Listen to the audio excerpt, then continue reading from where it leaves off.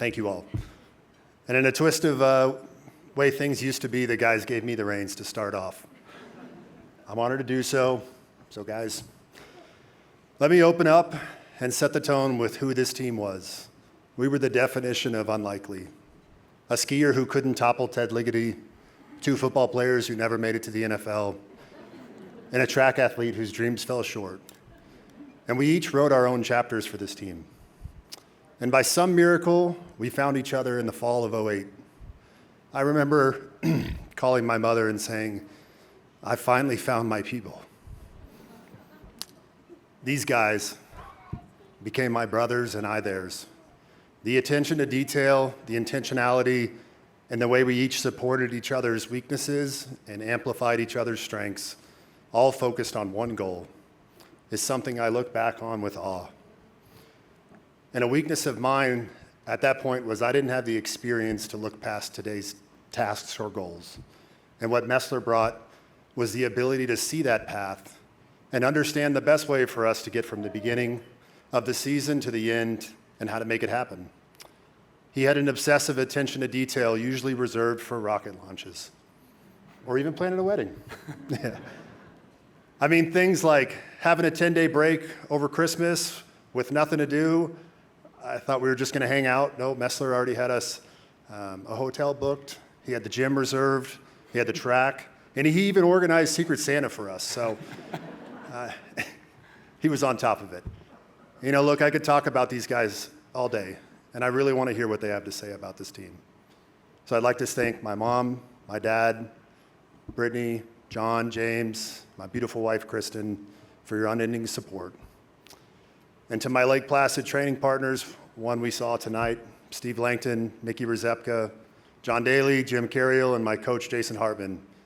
I wouldn't be here without you guys. And lastly, I'd like to thank Bill Tavares. If you didn't make that phone call, I'm not here. So thank you. All right. Well, if Justin's weakness was not looking ahead, his strength of looking at the now and the energy and honesty that brought perfectly balanced our team. He quickly gained our trust to become a teammate and a brother. In fact, the night the Olympic team was named in 2010, Justin showed a sign of vulnerability and empathy unmatched by any 22-year-old. We had some issues among us, as all brothers do.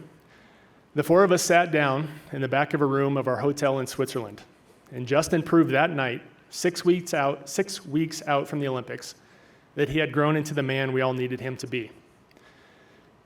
I feel that being inducted as a team with these guys is the absolute honor.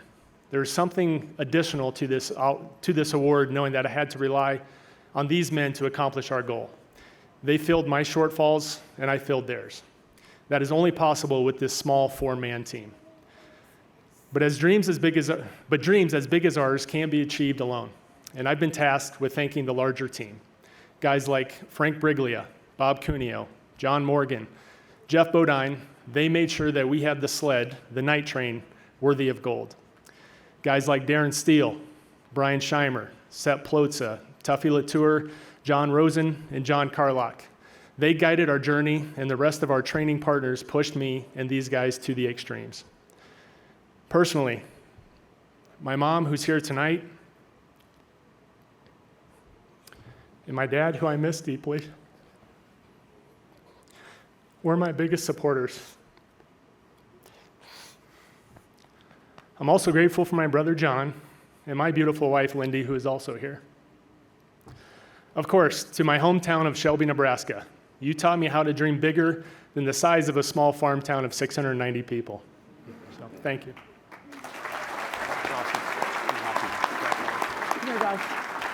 All right, B and Axe are joining me up here tonight. Thank you, guys. So every K team has its heart and soul, and for us, that was Kurt, in case you couldn't tell right there. I remember vividly, we're walking to the line in Whistler for the first heat. Snow was falling. It was that same moment of that epic Sports Illustrated cover that we were on, and I can still remember looking at him and seeing he'd have this vein that would pop out of his forehead. It would basically come through the helmet. And when we saw that, we knew that nothing else mattered for the next 60 seconds. This guy's ability to switch into intensity was absolutely legendary, and it's how I learned how to instantly become the person any moment in my life would demand moving forward. So thank you for that, brother. So the Miracle on Ice, the Dream Team, the Magnificent Seven, these are all like such smooth and inspirational team names, aren't they? And now the Night Train. It rolls right off the tongue, doesn't it? Our team here, though, when I think back on my journey, I think back 25 years ago, I was so hurt so often that I was literally cast aside from my track team at the University of Florida. Just weeks before we won gold, we were piled into European hotels, sleeping on mattresses on floors. So many of us, we do this in obscurity for so long that when you hit the jackpot like this, honestly, it's so hard to make it feel real. But tonight feels real. Thank you.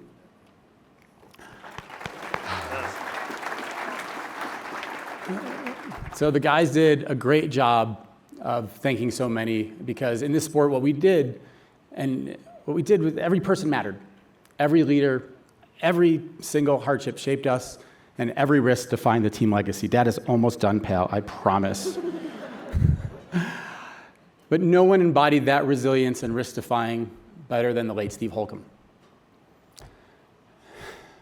Holk, he was more than a teammate and a fantastic dancer for us. He was our brother. He was the most talented driver of our generation, and he was one of the most genuine people that I'll ever know. And we miss him, and it still feels unreal to be here without Holkie standing next to us. You're doing so good, Axe. In a sport full of physical risks, Hey, bud, Dad is almost done. Ish. In a sport full of physical risks, his toughest battle was within himself, a fight too many still wage silently. Hey, Axe, go to Mama. We could probably just get the camera off of him and then we'll be okay.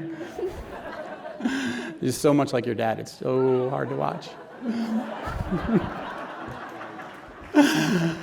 Oh, thank you, buddy. Tonight, we celebrate Holkie's legacy, and everyone on this stage celebrates those who helped us get here. From Stu McMillan to Todd Hayes to Brock Kreitzberg and Billy Schufenauer and the late Pavle Jovanovic, you guys made me who I am. To my mom and dad, thank you for making something that is so hard look so easy. Rhiannon, thank you for loving me when I needed it the most, so I didn't share Holkie's fate. And to Kurt for making the trip to Calgary when all that was happening. And Jean, Mama Holcomb, we are so happy you're here. Yes. Thank you for sharing your son with us. I am absolutely sure he's smiling down right now, cracking jokes at my wedding planning style. So, and everyone in this room tonight who's struggling for greatness right now, let the story of the Night Train tell you that the risks, the setbacks, and the processes are what creates legacies worth remembering. Thank you so much for this honor tonight, everyone. Thank you for this room.